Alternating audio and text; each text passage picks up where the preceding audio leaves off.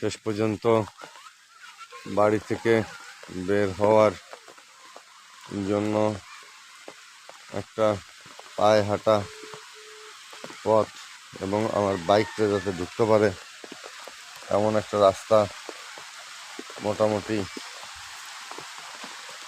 বাড়ির গেট পর্যন্ত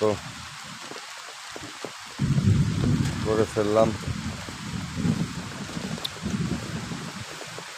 ইনশাল্লাহ সবাই দোয়া করবেন যেন রাস্তাটা ঠিকভাবে মজবুত থাকে। প্রচুর বৃষ্টি হচ্ছে এবার, প্রচুর পরিমাণে বৃষ্টি। এই বৃষ্টির কারণে খুব খারাপ অবস্থা, ডুবে গিয়েছিলাম আমি। চারদিক দিয়ে যে দেখেন এদিক দিয়ে পানি, এদিক দিয়ে পানি আছে। দোয়া করবেন যেন বের হতে পারি।